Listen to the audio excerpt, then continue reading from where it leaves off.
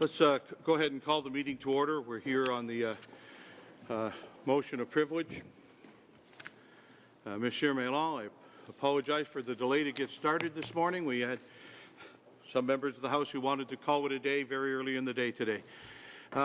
Monsieur Mélan, I take it you have an opening statement? Very brief one, Mr. Brief Chairman. one? Great. Let's start with that, and then committee members will try and get as much in as we can. Merci, Monsieur le Président, de m'inviter à nouveau pour comparer. Thank you, Mr. Chair, for inviting me to appear before the committee today. I have Mr. Stéphane Perrault. He is the Deputy Chief Electoral Officer, Legal Services, Compliance and Investigations here with me today. On the privilege motion you are considering when I appeared before you in December. I will not repeat myself, other than to remind you that I take no specific position on the question of privilege you are debating. As I noted in my previous appearance, when I write to the Speaker pursuant to subsection 463(2), it is simply to inform him of a situation in which an elected candidate has either not submitted a document as required under the Act or has failed to make correction as requested or authorized. Section 463(2) of the Act provides that in either of these situations, a member shall not continue to sit or vote as a member. As I indicated in December, I take no position on whether a member of Parliament should continue to sit in the House of Commons despite the wording of subsection 463(2). This is a matter of parliamentary privilege. My aim in writing to the Speaker is to acquaint him with the relevant provision of the Canada Elections Act in order that he may do whatever he deems best in the situation. As you know, I wrote again to the Speaker with respect to subsection 463(2) in the case of the member of Selkirk-Interlake, Mr. James Bezan, and informed the Speaker that subsection 463(2) no longer applies in the case of Mr. Bezan since he has now filed corrections under the Act and I have accepted them. In addition, further to the request made by a member during my last appearance, I have submitted to the committee the letters that were sent to the Speaker after previous elections pursuant to subsection 463(2). These letters demonstrate a consistent approach on the part of the agency, including by my predecessor, to inform the Speaker in situations where there has been non-compliance with the filing requirement of the Act on the part of a candidate from various parties. It has been the practice of the Chief Electoral Officer since at least 2001 to inform the Speaker in this matter. That concludes my remark, Mr. Chair, and I'll be happy to answer any questions. Super. Thank you. Thank you so much. We will go right to questioning. I think we'll start with a 5-minute round, see if we can get a second questions in. Mr. Lukiski, please. Thank you very much, Mr. Speaker. Thank you, Mr. Mélan, for being here. Mr. Mélan, I'm glad you're back here because clearly why we're here is because of the letter that you originally sent to Speaker Scheer invoking 463(2). That letter in 463(2) indicated that a member shall not sit or vote if he has not complied with your request to file either a return or a corrected return. But by examining the Elections Act, Monsieur Mélan, with all the greatest of respect, I believe you did not have to send that letter. I believe we would not have to be in this position right now, that you had choices. And you chose to send the letter when you did not have to. I point out to you, sir, which I'm sure you're well aware, under Election Act subsection 457, you and you alone make the decision as to when a member of Parliament, or a candidate for that matter, will have to comply with a corrected return. You chose originally the date of May the 6th. My understanding is Mr. Bezan filed a return on May 5th. You examined that return, you disputed it, and then gave a further deadline of May 17th in which to file a corrected return, and you had pointed out what you consider to be inaccuracies in his previous return. Although Monsieur Bezan did not file a corrected return as per your request by the 17th of May, he did inform your office that he would be seeking for a court-ordered injunction. And under Section 459, the candidate or the member of Parliament in this case has a perfect right to do so. Now, the sanctions which you had suggested or pointed out to the Speaker is, quite frankly, the most serious, or at least one of the most serious sanctions that could possibly invoked upon any candidate, or in this case a sitting member of Parliament, that a sitting member of Parliament would not be able to sit and vote. And it's not just the disenfranchisement, it's not just the embarrassment and tarnishing of the reputation, it's the fact that tens of thousands of voters that have voted for that member to be their representative are now disenfranchised, or would have been disenfranchised had Mr. Bizan be removed from his seat. And my point is, sir, according to my interpretation of elections law, you did not have to do that. It was your choice. Because under 459(2)(a), it says that even though in this case, Mr. Bizan did not comply with your request to have a corrected return in your hands by May 17th, he could have up to 2 weeks to file a request to a judge who would then be able to either authorize an extension or relieve the candidate of his obligation. Mr. Bizan had informed your office that he would indeed be seeking that relief from the courts. You had 2 weeks in which to grant that to him, but yet you sent the letter to Speaker Scheer a week after the May 17th deadline. In other words, a week prior to the deadline in which Mr. Bizan had to file a court injunction. I'm just wondering why you chose to do that, because as I mentioned in my outset, this is what happened. This is what's transpired because of your letter. And my interpretation, sir, is quite frankly, you didn't have to do that, but you chose to do so, and I'd just like to know why.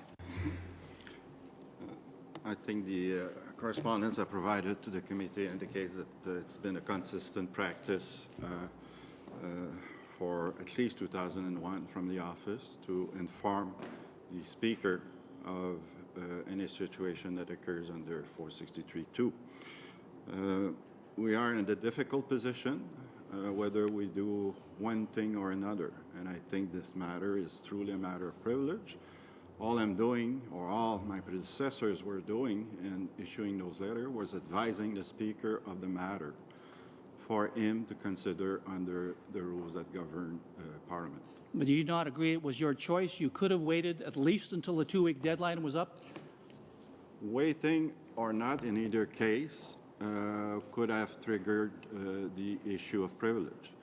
And I thought it would, I still think it's more appropriate that matters of privilege be left with the House.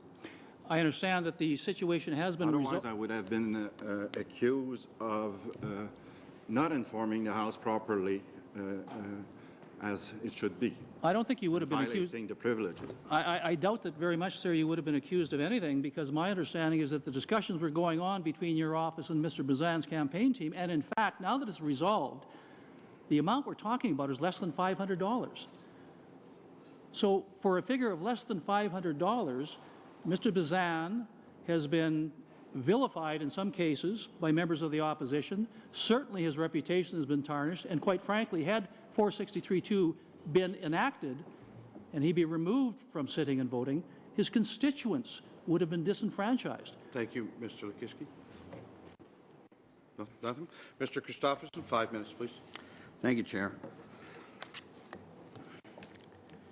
Mr. Mayrand, is there any unresolved issues as you see it before this committee or before your office or before the House?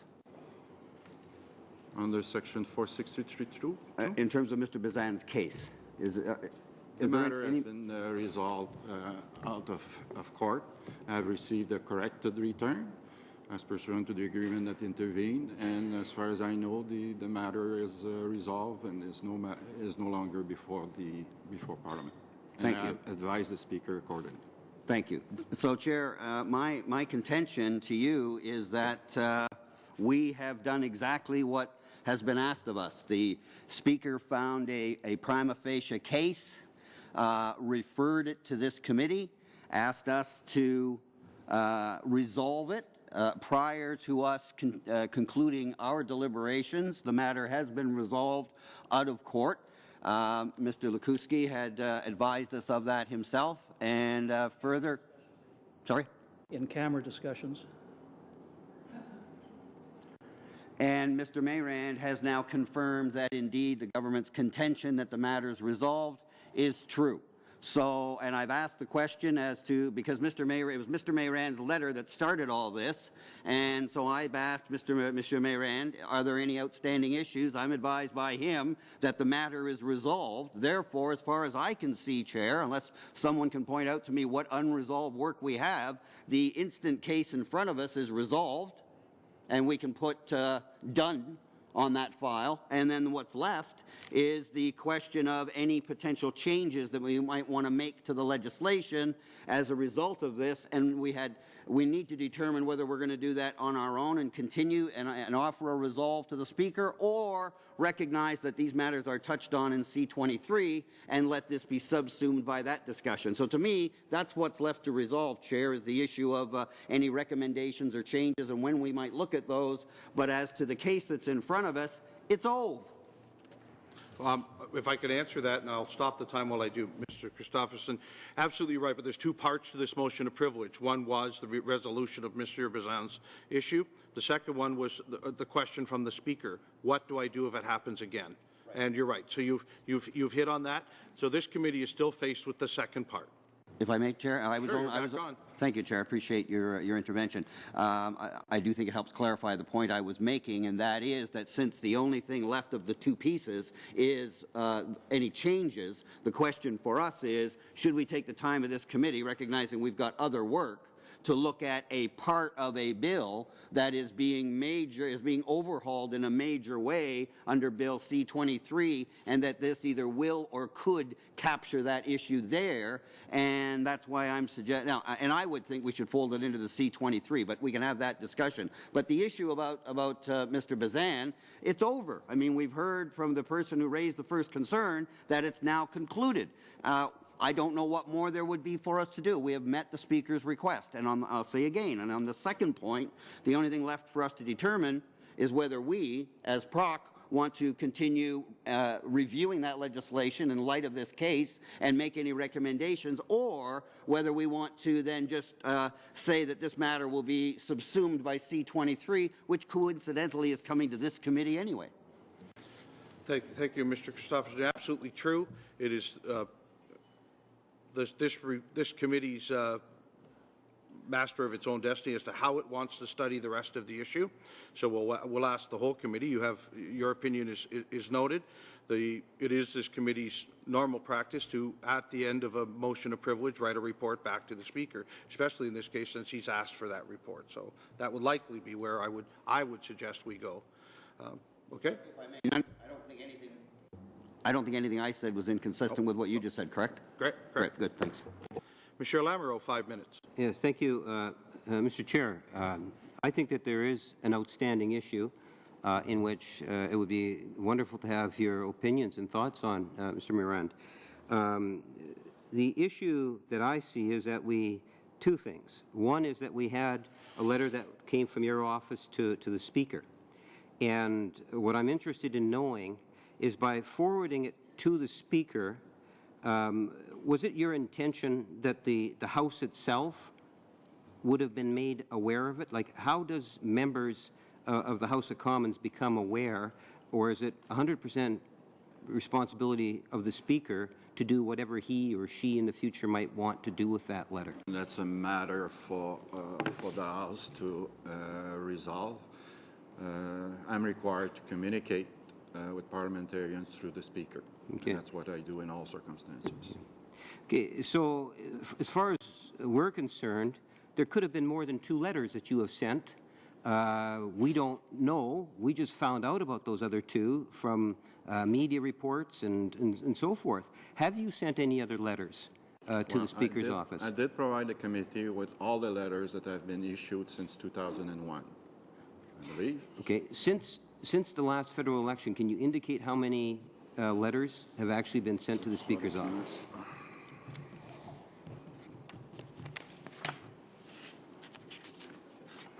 Because I don't.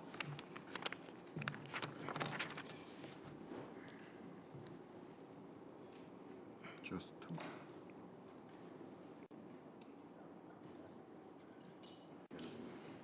Only 2. 2. So 2. When we take a look at the time frame, Can you explain to us why it is, the issue that the matter has been resolved is, quite frankly, secondary. The real issue for me is, why does it take so long? The election was almost 3 years ago before the Speaker is actually made aware of a situation, or you ultimately have the authority or the power to try to draw something to a conclusion. It seems to me that is not a timely process. Would it be of your opinion that we need to make changes so that when candidates are not doing what it is that's expected of them to do, that we need to change the system so that there's a more timely process put into place as opposed to having to wait 3 years? Can you provide comment on that? I think that would have to be considered very carefully. I can point out that in some cases there's a genuine difficulty in gathering all the facts. That takes quite a bit of time. We have to appreciate that often the auditor at Elections Canada deal with the official agent, which are often volunteers that are not always available. Mr. Mayor, I'm just concerned about my time. Do you have the resources in order to allow for a quicker response, a more timely fashion, or does it require legislation in order to get that timely response? Well, the process involves extensive exchange between the official agent and the auditor. In terms of resources, we have, I think, the resources that are required to handle it from at our end. Sometimes there are delays for all sorts of reasons. Sometimes they are quite difficult for the agents to gather all the information that's needed, and that takes time. So it's fair to say that But again, it's an ongoing discussion, process, exchange with the official agent. But 3 years is far too long. You know, if you have the resources, and that's what I'm hearing, then the issue is that you need to have the power in order to enforce. No. You should know that when returns are filed 4 months after the election, our service standard is that to complete the compliance audits of those returns within 9 months that they are received. So we are already 13 months. Again, there are some issues that arise from time to time, and I think in fairness, we need to give a full opportunity to official agents. Were you afforded the opportunity to express your concerns before we had the substantial changes that are being proposed by the government today with regards to this issue? No. No? No. When was the last time you had the opportunity to talk to the government in regards to election reform? Today we're here on a motion of privilege. We'll have lots of time on C-26. You can't blame me for trying, Mr. Chair. I know, but I did warn you ahead of time, but it's nice that you listened. Yes. We're going to go to a real quick couple of minute round, 2 minutes each. Mr. Lukiski. Thank you. I just want to go back to one of the points I was trying to make before. I certainly hope, Monsieur Marant, you would agree with me when I say that to remove a member from his seat and remove his ability to vote is probably one of the most serious sanctions that could be invoked upon a sitting member of Parliament. In fact, I would suggest to you, and I again hope you would agree, that should be absolutely the last resort instead of trying to find a settlement, a resolution to a dispute, in this case was an accounting dispute. I go back to the fact that Mr. Bazan had a 2-week window in which to file a court application which would have relieved the imposition that you had set yourself on the filing of a corrected return. You didn't wait for that 2 weeks. You didn't allow him the 2 weeks to file a court injunction. You sent the letter to Speaker Scheer a week prior to the deadline. I'm wondering why, knowing that, as you do, that's such a serious sanction, and rather than putting Bazan and his constituents through that, why not just wait until he files the court application to see whether that, in fact, is accepted, and then you wouldn't have the need to send the letter to Speaker Scheer. We wouldn't be here today. Mr. Bazan wouldn't have been portrayed in the press by some as a cheater. I understand your concern and I agree that it's an extreme measure. But we have to, and I have to rely on the legislation. The provision could have provided subject to an application to the court. That's not what the provision says at this point of time. And historically, it was very clear in previous parliamentary debate that the action that we're following is consistent with the intention of the legislature. With all due respect, I have the Act in front of me. 5 seconds. And I disagree with your interpretation. It says quite clearly that a candidate can make application to the courts. You were informed by Mr. Bazan he was going to do that. You just sent the letter to the Speaker sure anyway. I just don't know why. I'd like to know why. I'm not disputing that as a remedy to the court. What I'm saying is that the provision does not provide for a delay, even though there's a remedy to the court. Thank you, Mr. like Lukisky. another round on Mr. that. Christopherson, are you taking this? I am. Okay. Thank you very much, Chair. And now having the floor duly and properly, I'd like to exercise my right to introduce a notice of motion that the Standing Committee on Procedure and House Affairs, upon receiving an order of reference from the House concerning C-23, amendments to the Elections Act, initiate a study on this legislation, which will include the following: hearing witnesses from, but not limited to, Elections Canada, political parties as defined under the Canada Elections Act, the Minister of State who introduced the bill, representatives of First Nations, anti-poverty groups, groups representing persons with disabilities, groups representing youth advocates and students, as well as specific groups which have been active in society on election rules, including Fair Vote Canada, SAMARA, S-A-M-A-R-A, Democracy Watch, and the BC Civil Liberties Union, and that the committee requests to travel to all regions of Canada: Atlantic Canada, Quebec, Ontario, Northern Ontario, the Prairies, British Columbia, and the North, as well as downtown urban settings such as the downtown east side of Vancouver, and rural and remote settings, and that the committee requests that this travel take place in March and April of 2014, and that the committee shall only proceed to clause-by-clause consideration of this bill after these hearings have been completed, with a goal to commence clause-by-clause consideration for May 1st, 2014. And I will duly deposit that with the clerk, and the only thing I would then have is to afford Monsieur Mayrand an opportunity to say anything that he hasn't yet had a chance to say. Except to have a point of order from Mr. Lamoureux. Yes, thank you, Mr. Chairperson. And I guess I would look to you for clarification. I had posed a question to Mr. Mayrand in regards to something that was somewhat remotely close to the legislation that we had, which was directly linked to the report that we have. And there was a direct link to it, yep. Right? Even when I did that, you kind of said this is borderline. Yep. There was an agreement, from what I understand, that on C-23, because I am exceptionally opinionated, as all members are on that particular piece of legislation. Right. We all have things we would like to see done with that piece of legislation.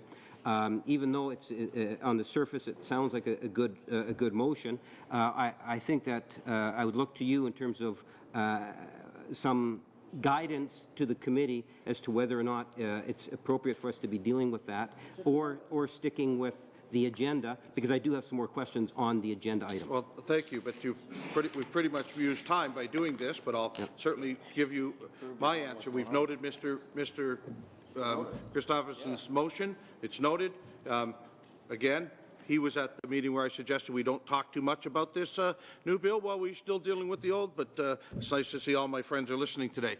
Mr. Lukisky on a point of order. Just a moment, just Chair. a question. Yes? Just a moment. I don't know what you're going on about here, but all I did was submit a notice of motion that I'm entitled to do on any subject, without expecting to be editorialized and attacked by the chair for exercising my right. I am honoring our commitment on C-23. Totally.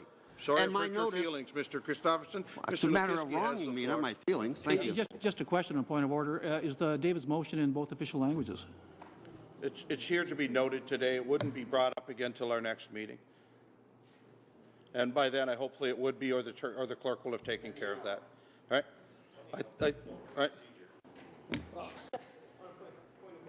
Sure. Let's go around on this. Absolutely. You know, my colleague beside me says that people don't understand procedures. I understand agreements. And I understand that on this particular piece of legislation, and as I say, I have some very strong thoughts. I would have loved to have brought forward motions and be able to debate that bill today. Trust me, I'd love to debate it. But I was under the understanding that there was an all-party consensus that we wouldn't be doing something of this nature. Now, having said that, if we are going to be doing things of this nature, I would have liked to have been forewarned for the simple reason is I, too, would have liked to have been able to bring forward some motions in regards to C-23. Great. And Be prepared when you come to a meeting. and I did not We rule are Mr. prepared. You should be Christopherson prepared. out of order for doing so, and his motion is noted. I think at this moment, folks, we're using up our clock very quickly. We had expected to use some time at the end of this meeting to talk about our next steps and what we might do. So I guess the point is, yeah, can we use 5 minutes, folks? Can we excuse our witnesses and move on, or what? Mr. Lamoureux? Just one quick issue then is what should the House do with the members about whom these letters are received from? Like, is that something that we could get an answer from before he leaves, Mr. Maynard? Monsieur Mélan, you want to give us a quick one on that? What should the House do when a letter is received, or do you want us to carry on with our thing? That was the question. It's a matter for the House. I don't think it would be appropriate for me to suggest how the House should be dealing with those matters. Thank you. Gave you the shot. Thank you very much for coming today, and I apologize on behalf of... Yes? Sorry, on a point of order, Mr. Yes, Chair. of course. You said, should we? So I took that And I look as, for agreement among the groups, but go ahead. yeah, Yes. I actually would prefer to have the questioning continue if it's okay. We got this witness for less time than we thought, and I know that there's an important follow-up question from this side. So, Okay. I'm game. You get a minute. Go ahead. Thank you. One more round of a minute. I just want to go back to the last intervention I had with you, Ms. Brown, because we certainly have a difference of opinion on what 459 says. And I will quote, "A candidate or his or her official agent may apply to a judge who is competent to conduct a recount for an order, A, relieving the candidate or official agent from complying with the request referred to in subsection 457. 457 means when you asked for a corrected return. Then it goes on to say, an application may be made, A, within 2 weeks after the expiration of the period. So in other words, you gave Mr. Bazan May 17th to file a corrected return. He did not. He informed you he would be filing an application with a judge to relieve him of that obligation before the 2-week period has ended. And knowing that he was going to file the application with a judge, you sent the letter to Speaker Scheer. I simply want to know why. You had to have known that he would have sent that application to the judge within the 2 weeks. He stated he would. If the judge would have come back and said, hey, continue the discussions, the letter would never have been sent. It was your choice. And I just don't know why. Thank you, Mr. Lukiski. Mr. Christopher, 1 minute for you. Well, I would just try to get back to where I was before, Chair. Sure. And I would just afford, I don't have any more questions. I would just afford Mr. Mayrand an opportunity to use any of the time that I have to say anything that he'd like to that he hasn't yet had a chance to, if you wish, sir. Well, maybe, and I guess these discussions will clarify matters, but I'm of the view that the very question whether an MP could sit while a matter is pending before the court is a matter of privilege that should be decided by the House. I leave it to you to advise otherwise. All right. Merci beaucoup. Thank you, Seeing Chair. that and seeing the absence of Mr. Lamoureux, we will adjourn. Thank you very much, Monsieur Méran, for coming and staying as long as you could. We will be sending you a notice of motion on, not yourself, thank you very much, notice of motion on Tuesday's meeting. Private members was to meet in 1 hour. We may now add piece to that second hour about steering and where we're heading with the rest in your motion. We are adjourned.